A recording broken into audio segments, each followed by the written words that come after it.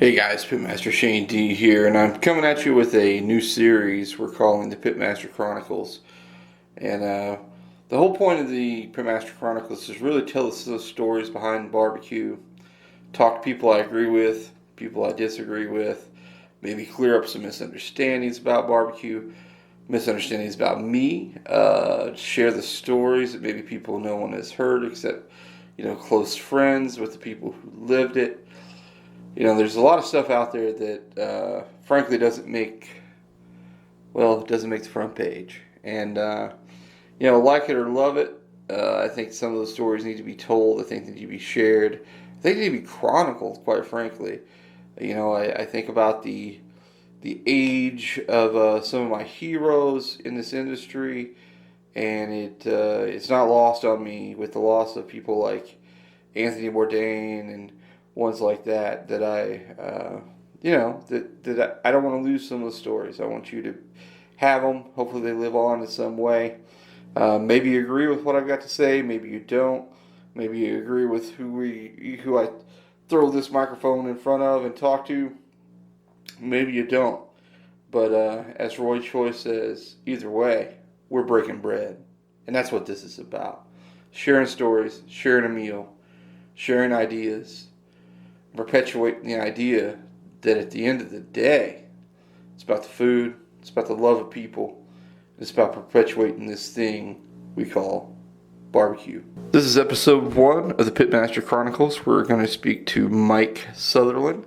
Mike is a longtime friend of mine.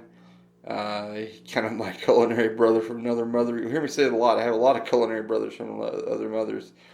I have a deep respect for Mike, a deep love.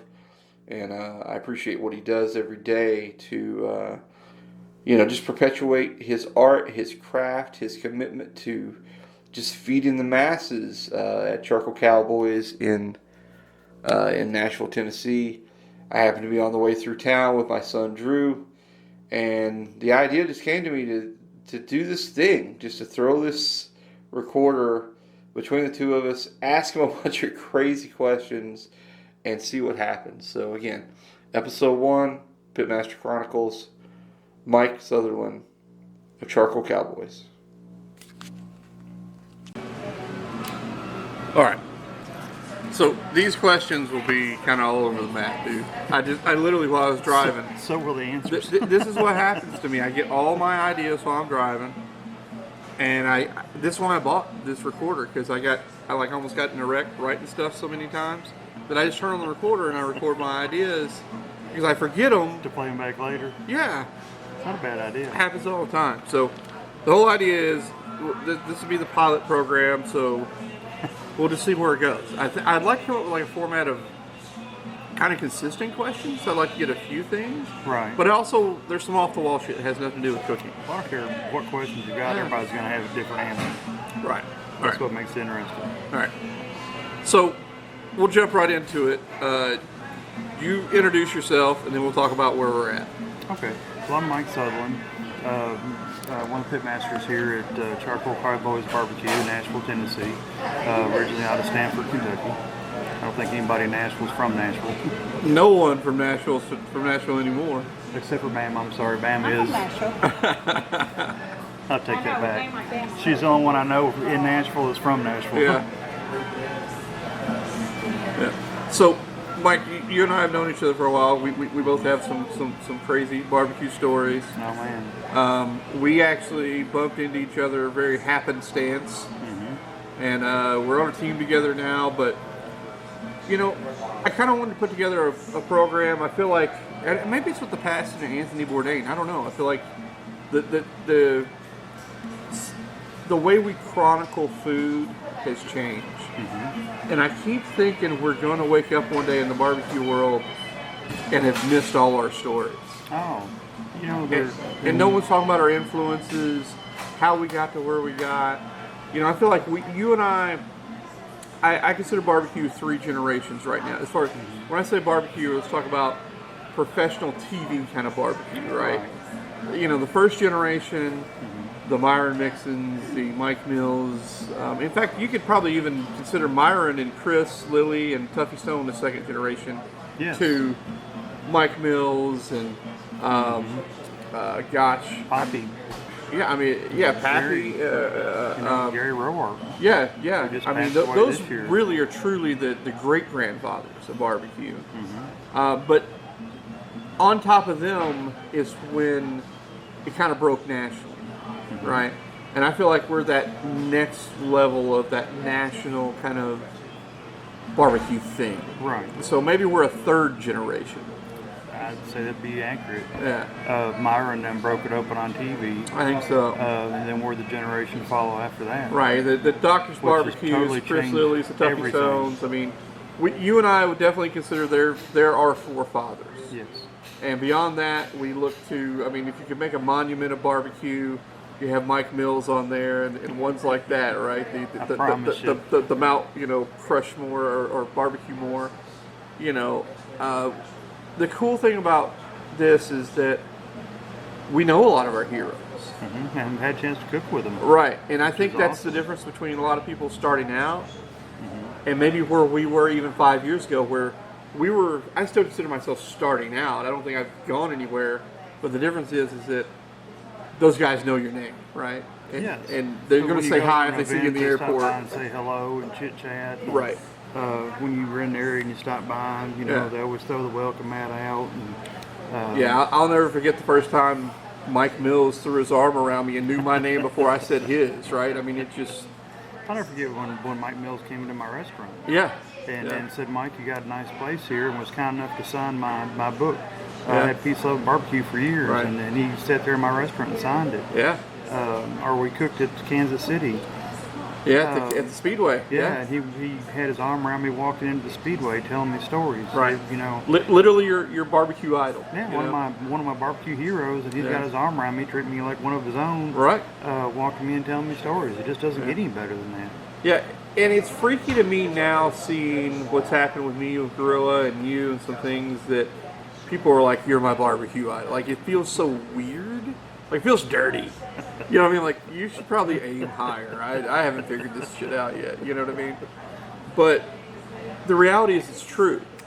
Because we're 5 years ahead of someone else. Oh, I promise you. Right? There's that guy that's going and buying his first, grill or Right whatever now. he gets. Yep. Right now, starting out. Because I remember being in the backyard with my first one. And just I remember signing your barrel. What was that wood barrel? The barrel cooker we had. You brought it around at Danville, and I remember signing that thing. Melissa Cookston signed it. Big Mo signed it. So, dude, let's talk about, we talk about our heroes for a second, but this term Pitmaster, in my opinion, you're one of the few Pitmasters I know. The rest of us are faking it, man. Oh, I don't know about that. I mean, you cook every day. You're for a restaurant, man. It does give me a unique opportunity to cook the proteins a lot. Yeah. I can't tell you how many in the last 5 years. Yeah, but you're not going out for competition. A lot of these air quote Pitmasters, they cook 4 damn things. And that's all they cook. And that's all they cook. And that's all. And they come home with a trophy and think they're a great cook. You can do that once, but when you've got to do that every day, it's a game changer. Yeah. Because all you've got to do is slack off one day. Yeah, and it's over. Yeah, and you know how Facebook is. Oh, Social Yelp media killed now you. is the king. Yeah. And the next thing you know, you got a guy trashing you on Yelp or Facebook, and it just makes for an awful day. And that's a ripple in a pool. It's not over in a day. Some of this shit just goes on for weeks sometimes. And it changes people's idea. They read one thing like that and they go, "Well, their brisket's terrible." Well, man, that was years. I mean, we changed everything since then. But it doesn't matter. They read one time. And we use a prime brisket here, but still, you get those cases. You never know what you're gonna get. Yeah, I mean, it's just like chop. They throw you a basket. Yeah. You still gotta serve. You got to make the best out of it, and you can't pass on it. Yeah. It's got to go on the table. So. Right. So I made a list of just off the wall questions that cover everything. So we'll rapid fire them a little bit because I know you got to get back.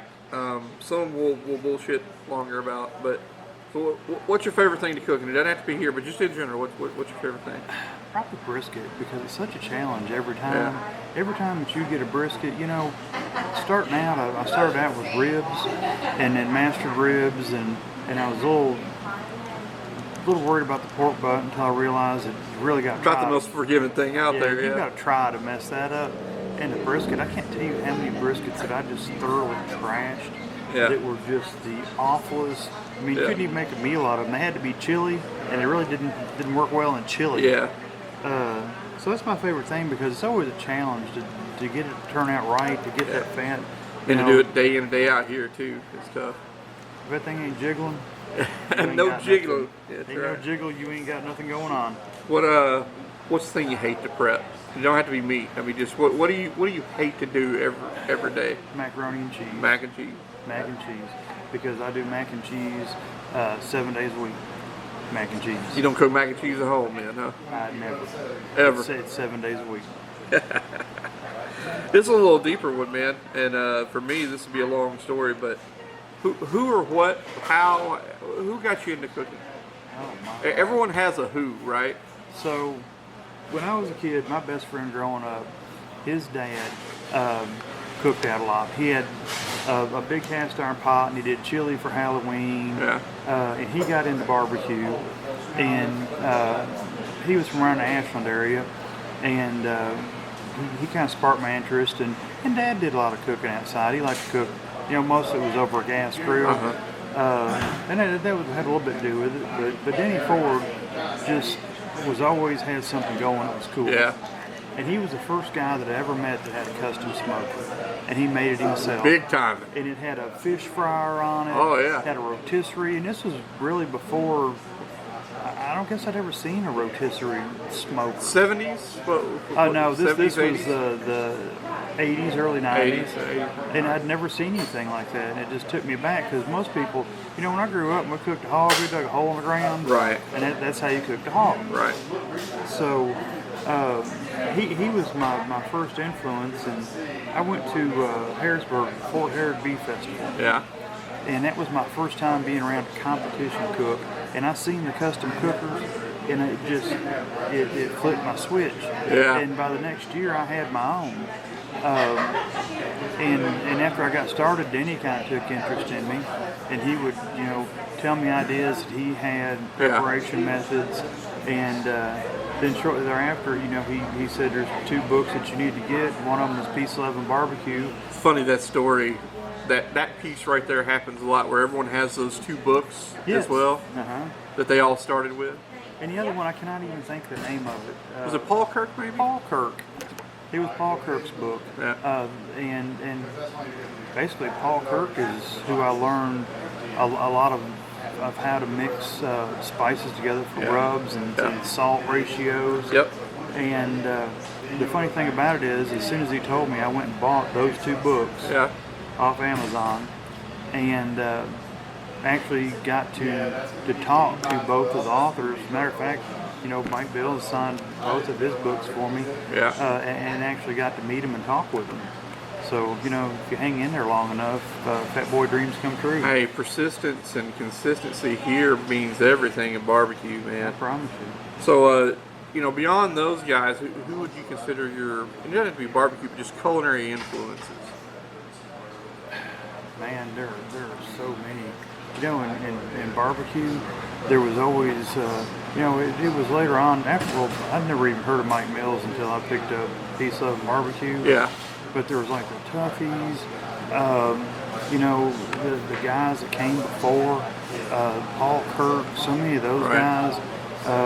You know, I learned about Apple City Barbecue, you know, watching Food Network. When it first came out in the early days. Yeah. You know, Bobby Flay and all those guys that lit it up. Back when he was doing the grilling show. Yeah, back when he was doing the grilling show.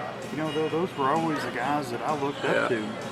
And it's amazing that you fast forward 20 years and you've got to cook with a lot of those guys. Yeah. You know, I remember when Mo Cason was just that guy out of Des Moines. The loud guy out of Des Moines. Yeah, the big guy out of Des Moines. All those guys. I mean, it's such a large field. Phil Hopkins. Yeah. Smoking Guns. Smoking Gun. Got one of the greatest rubs. I mean, his rubs Smoking have Gun's won hot. for It's a lot probably of used people. as much in competition as anything. Yeah, and then I got to cook one weekend and hang out with Phil, drink beer with him, hear Yeah. his stories. People like that, it's amazing to hear the stories about how they started. Well, I mean, you rub elbows with a lot of those guys, and it's interesting what you may or may not pick up from them. I mean, some of my heroes didn't necessarily influence me per se. It's maybe that I like what they're doing or the way they do life. But Well, the way they do life. And I run into culinary influences. Sometimes just literally me and you. I mean, we trade stuff all the time, and I'd have to consider that an influence. Because one of us gets an idea, the other one takes off with it. Well, I mean, it's a simple thing like with our relationship. You just happened to come to Danville to cook the barbecue festival. We didn't know anything about each other. Our only I need thing the that we damn really can had- opener. I broke my can opener. The only thing that we had in common was a military background. Yeah, I needed a $10,000 can opener because that's how much money I was going to lose if I didn't open that damn cheese for And, barbecue nachos that day. And the doors that you opened for me, you were probably one of my bigger culinary influences because you opened a lot of doors for me. I mean, just out of a happenstance meeting. Yeah. And that's the thing about the barbecue community is a lot of the guys will give you a hand up. Sure. If you shoot straight and are interested in it, Right. they'll give you a hand up. I agree.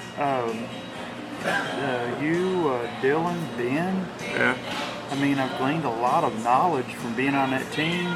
We all do, Chris and I think that's Grove. why we all like it so much. Is that I think none of us consider us the best on that team, right? No. But we all know together. Like you look out in the crowd, and those guys are better than I am. I'm going to learn something this weekend, and everyone's doing the same thing, and that's what makes that team really special. And we get a lot of crap, dude, about why don't you let me on the team? Why don't you do this? And it's not that we're being conceited. It's that we don't want to break up that magic that we have, Those guys are inspirational. I mean, Chris Grove, look at the stuff that he puts out. I mean, him and Alexis are just amazing people. Yeah. Jim. Dude. Jim, in a lot of ways, is my barbecue father. And I mean that because there's a lot of times I would do things and I never got the attaboy or the you're doing a good job or any of that stuff. Right. But Jim would be the guy who'd be like, hey, I just want you to know I'm proud. He's a first, and he brought me to tears, like literally had a tear in my eye one day when he called me. He's like, I just want you to know I'm proud of you. I'm like no one has ever said that to me. But that means a lot coming from him. From him, yeah. Yeah. I mean, this guy volunteered to come to Danville on bad knees and everything and cook all night, cook 2 tons of pork a night, just to say he did it to have fun. In the annals of barbecue, you never hear his name. Yeah. But he's a legend in my But he's a book. legend. Yeah. That's right. I agree with you 100%. Yeah. So if you never got into cooking, this thing never panned out, what do you think you'd be doing? Oh, man. I'd still be doing construction. Yeah. Without a doubt. Without a doubt. Yeah. It's not every day that a hobby turns into a job. Yeah. And not just a job. It's a life. Yeah, it's a lifestyle. I Yeah. mean, it's what you do. Yeah, I agree. It's a lifestyle. It's not just a work. Yeah. You live it, eat it, breathe it. Yeah. The R&D never stops. You're Ever. always, never ever. So, I experienced this, and I think it's because the older I get, the more I realize I'm probably a little bit of a depressive, not personality, but I'm very shy. Most people don't know that about me. And to do everything I do, I have to turn myself up to 11. And at some point, I just run out of runway and run out of gas. And I just get this funk for a while. And so one thing I've always wanted to know from a lot of people is do they operate like that? Or is it different for them? Or In my childhood, do they I was hit very this shy. thing that they have a daily way to recharge where I don't, and maybe I just save all mine up and I got to just I literally close the blinds and stare at a wall for like a week. Like I can't think, I can't do anything. But Well, I get in such a deficit that's how I have to recharge. it's an industry where you have to be on all the time. Oh. When people come in, you can't just run to the back and hide. When I was It don't matter if younger, you're tired, you still got to cook. I was a bad introvert, and I don't know how I ever came out of it, but I did. Military. Yeah, it probably had a lot to do with it. Yeah, that's what fixed me. And you've got to be on all the time. So when you're within the walls of the restaurant or if you're out on the road, you've got to be on. You've got to be, like I said, you've got to be up to 11. You got to rock and roll. But at the end of the day, I just like to go and be someplace quiet. Yeah. Yeah. And not talk. Yes. You know. And just be quiet. Just be quiet. Because I've done that all day long. Yeah. Music's a big one for me. I'll sit and listen to a lot of music, and I pull a lot of energy in from that. So, what if you had to think back, like a song, doesn't matter the genre. What's a song? What is Mike Southerland's like song? Like when they wrote that about this badass mother effer. What's that song? Oh man. I'm trying to think. We have to think on that one a minute. That's a tough I'm one. gonna have to think on that one. There's a Whitey Morgan song I listen to all the time, and it's something to the fact that he just quit his job on a Friday and one more round. One more round. I know this One song. more round. Yeah. Mm-hmm. Yep. Thank you. Yep. Yeah. I'm What's on the the road, other we're one I gonna- love? It's like I need to I'm have not a- drunk. I'm just drinking. Yeah. Or whatever. You know. That's I've, a great one. I've needed to have a good time for a long For a time. long time. Yep. That's a good one. Yep. Yep. That kind of that does it for me. Yeah. And I'll crank it up every morning. I love that one. That's a good recharge song. Like those. You know, I think a lot about, and it's happened more this past year or two, where songs like "Turn the Page," like Bob Oh, yeah. Seger. You know, where you're like, him talking about being on stage, and he's just giving it all away, and they're just pulling it out of him. And then you're on stage 1 minute, you go behind the corner, and you're nobody the next minute. Which is And good it's to be that. crazy. It's good to be that. It is, but it's just there's such a vast difference. You know, for me, I always feel like it's like I call it the Superman and Clark Kent thing. I get in my truck, I drive to where I've got to be, and it's like Clark Kent getting in the telephone booth. Right. You know what I mean? I jump out of my truck, I'm Superman, right? And then the contest is over, filming's over. I get back in my truck, I drive 4 hours, and I change back into Clark Kent. There's another nice thing about it is you can travel about anywhere, and you've got barbecue family. Me and Ken were sitting in the basement having beers one night. He gets on Facebook and sees that Dylan's broken down on 65. Yeah. So, you know, we loaded up and and went and picked him up and didn't even think twice about it. Had his family with him. Hell yeah. And you know, it's all the time. You'll see people that are on the road and they'll have a blowout in their trailer and they'll holler. Yep. And there may not be that person there, but that person will know somebody to sing to them to help them along the way, and that's a good thing. Sure. You know, Sure. barbecue's family. Always has been. So we talked about what you're listening to. I know you listen to a lot of what's your favorite song or band right now? You know, I'm really into a lot of Tyler Childers right now. A lot of Whitey Morgan right now. Nashville's affected you. What happened?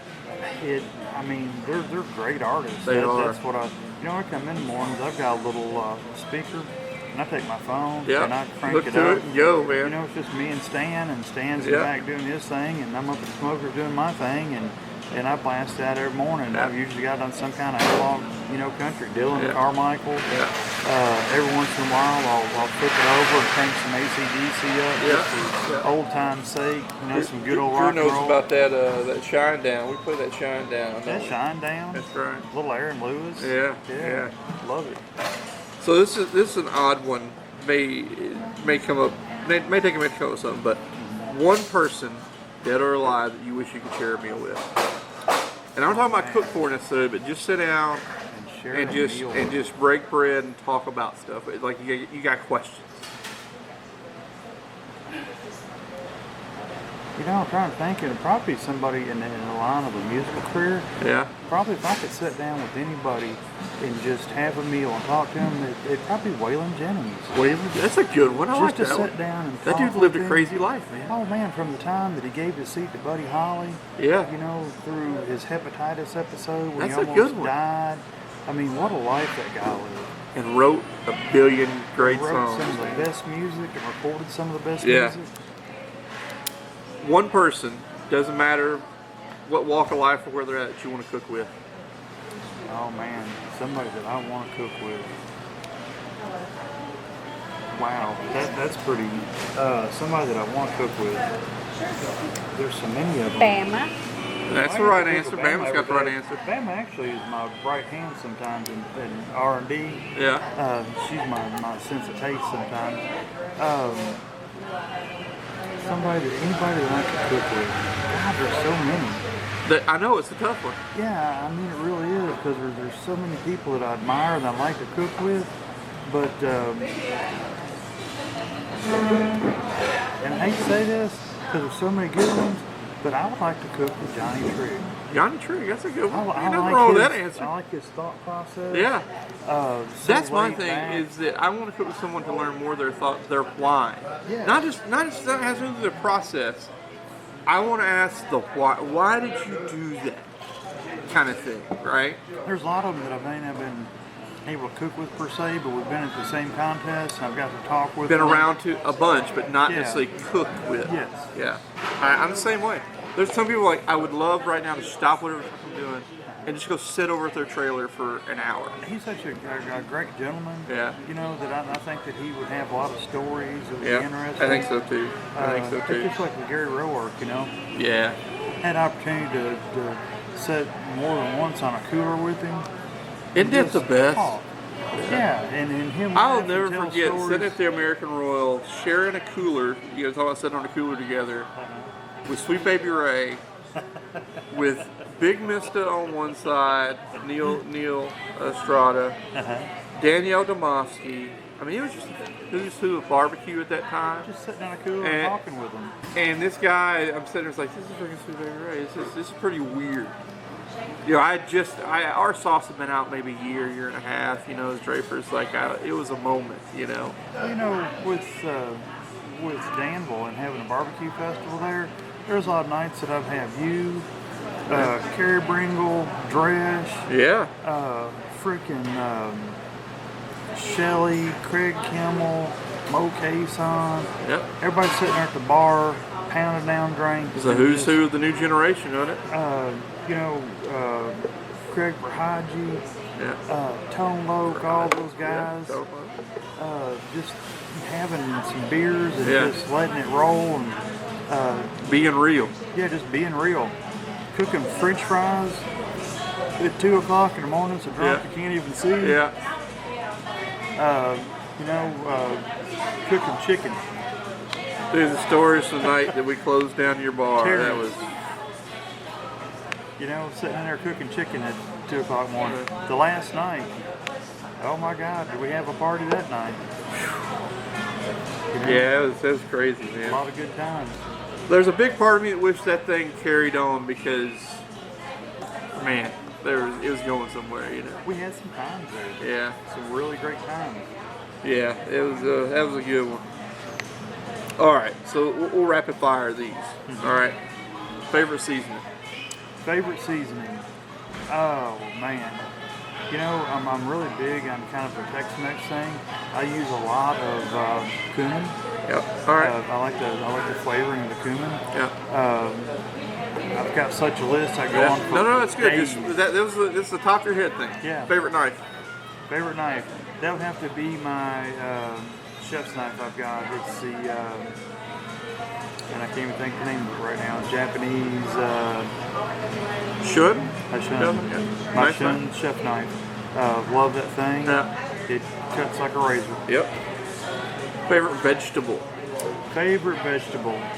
Wow. I'm gonna go with collard green on that. I could eat my weight That's a in good collard one. greens. That's a good one. Favorite rub you don't make. Favorite rub that I don't make. Mood enhancer. That's not even a thing. It's mythical being. Love that shit. It's coming back. It's coming back. I hope so because I used last of what I had. That's one that I'll actually squirrel away because on beef, man, you put that stuff. I on was brisket. called a complete a-hole because I literally put the last 25 bags that I had in a safe. You know, between that and Bill Hopkins' His pop. Yeah.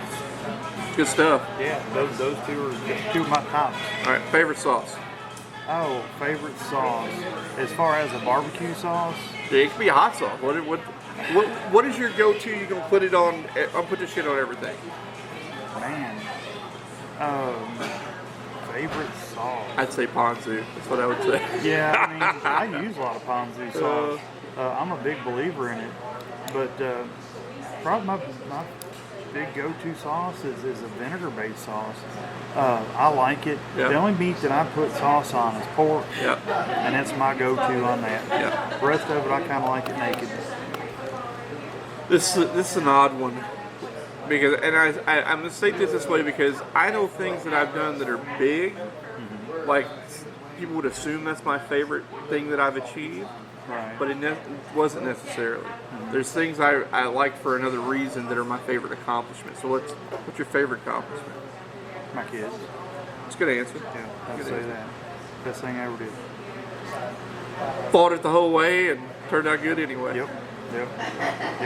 Hey, Best thing I ever did. Yeah. That's mine. Yeah. I say the same thing Little about. mini Pitmaster there. Yep. Drew's the man. He's trying to be a superhero.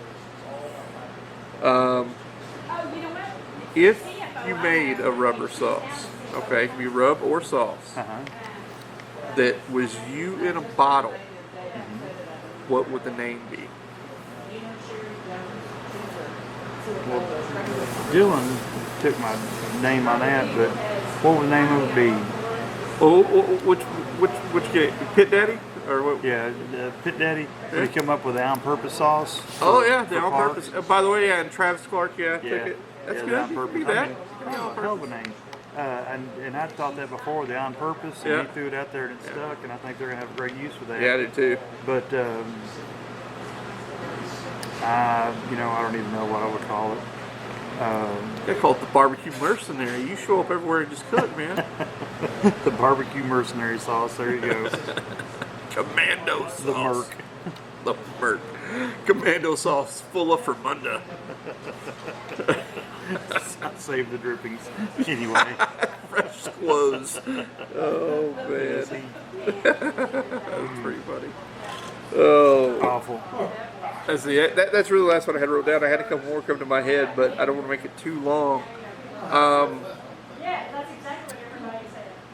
What do you want to be doing in 5 more years? In 5 more years, I'll be doing exactly what I'm doing right now. Turn that barbecue. Yeah. I hope to have more success with it, and maybe do it on a bigger level, but doing the same thing. Yeah, Keep cranking on that keeping on. barbecue. Yeah. I hope that one of the boys will want to step into it at some point, and that I can make it a legacy deal. I like to have. I thought it the go on same for things. another Like one generation. person you cook with, and one of my thoughts was one of my adult kids. Yeah. I want to still be doing this and see the love that they have in it. Well, and that's what it's all about. You've got to love this, Yeah. or you just don't do it. You don't do it. Because it's all consuming. Yeah. Yeah, you got to be there every day. It's just like when I was a kid growing up, and the guys were on the dairy farm. Yeah. It's the same thing. Yeah. You've got to be there all the time. Got to have it in you, not on you. Yep, you got to be there to do the job. Yeah. And you got to be into it every day. You got to be game on. Yep, or you're I screwed. agree. I agree. That's like here in a minute. I got to get back here and hit it. Yeah, for sure, man. I got meat to trim. I got sauces to make and mac and cheese. One thing. Oh, last 2 questions. Uh-huh. One thing you wish more people knew about you. Oh man, not much to know about me. I'm at a loss for that. For what I want people to know about me. I really don't know. I'm pretty simple. Just my love for barbecue and the process and the people in it. But, this is something I truly enjoy, and I enjoy sharing it with people. If there's one thing you could change about the state of barbecue, whatever it is, right now, what would you fix? The one thing if I could fix is the people showing up to the barbecue contest in the motor coaches that never leave the motor coach, because I think it's taken some of the tradition out of it, of where everybody sits around Around and the shoots fire the Yeah, the community. It has broken the community a little I bit. would like to see the barbecue community get a little tighter. There's a lot of freaking prima donnas out there, you know. That show up and they roll the awning out. Yeah. And they're in raise the flap for their TV. Yeah. They don't interact with anybody, because that's not what got me into it. What got me into it was the camaraderie. We're sitting around a fire at 2 o'clock in the morning. Yeah, I'm sitting in a cooler with Mike Mills having a beer, talking about the old days. Yeah. You know, talking about Apple City. That's what. Right. You can't do that now. It's getting harder all the time. Yeah. You know, it's getting harder all the time. Ken's. Oh man, Okay. we're good. I just need a ticket. I think it's on that. Yeah, Oh, I don't got do it. that. Ken's got a great story about one of the first contests he cooked. He said he was out there and this guy wearing shorts and a wife beater with one leg was walking down through there. Drunk as a skunk. Drunk that had a portable microphone system, Yeah. and he was singing Aldo Nova. And so the other thing is, I think everyone also has a Carrie Bringle story. Guarantee you, but Everyone has a Carrie Bringle story, and it always includes him being drunk. Or something something. inappropriate. Yeah, or then doing something mildly inappropriate. That's correct. But I mean, that's what it was all about back in the day. Was everybody just getting together and socializing, and not that the competition was any less, because Right. that's bragging rights and money. Sure. But I'm not so sure that maybe the heavy sponsorship and everything is not turning into a direction that it may not be as sustainable as it has been. You know, I've had many thoughts and wondered, has competition barbecue jumped the shark? And I'll be honest with you, I think that is what that crack in the door is what allowed SCA to grow so fast. Nothing against SCA, I think it's a great organization. Right. But I think without that and that angst against the motorhomes and all that stuff, and the long having to be there for 4 days, and it cost me $1,000. Yes. SCA purposely built their contest to be none of those things. Exactly. And it goes back to the thing to where everybody just hangs out. Yeah. You go. Everybody's in a 10x10 or a little small trailer. They're all sitting there together. You're there for a in few 10 by 10. hours. You're there for a few hours. You have some beers. You cook. Yeah. You compete.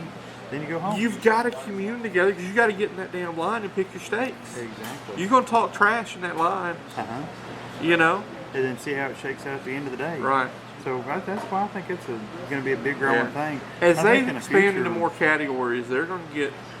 They got some growing pains to go through, but they're gonna do some cool things. You know, in my future in the competition world, I see this where I'm going. Yeah. Is SCA because it's so Well, especially if they have more ancillaries that make it more fun to cook. You know, I went down to the shed in February and cooked that double header down there. Yeah. Had a great time. Drove down, cooked it, turned around the next day and drove back. I wasn't gone for a week. It didn't cost me $1,000 to enter it. You know, it was a great time. I agree. I think that's kind of the way things are going nowadays. Yeah, I agree. Any parting shots? Just glad you stopped by. Wish you and Drew the best of luck this weekend. We're gonna win this weekend. Hope you'll have some big times. Hope you can teach Ben how to cook. Yeah. Bless his heart. Yeah. For Ben. For Ben. For Ben. Ben Wilson. Yeah. Ben, I just show up and win Wilson. Yes.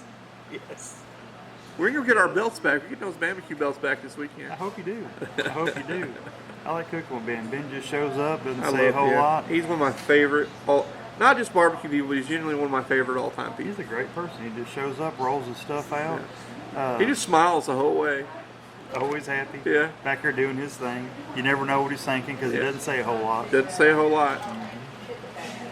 Yeah. He's one of the guys that I'm always watching when I'm around him because you'll You're never going to catch him showing much. He'll show you everything he does, but he'll never slow down either. You know what I mean? No. You know, if you ask him a always question, do he'll it the answer it, but he's exact not same going way. to tell you what he's doing. He doesn't always do it the exact same way. No, but that's the chef in him. He's tasting stuff as he's going Because as he's going, and just dialing it in. never uses a measuring spoon. Ever. When he mixes his stuff together, it's always Yeah. a taste. I Yeah. admire that. I Yeah, think it's I do pretty too. awesome. All right, Mike. Well, dude, thanks for your time. We're gonna make this into a series, hopefully, and you're gonna be number one. I appreciate it, man. And a whole different number one than the middle finger. You're number one. Yeah, well, that's what I'm used to. Thanks, brother. When I'm told I'm number one. Thank you.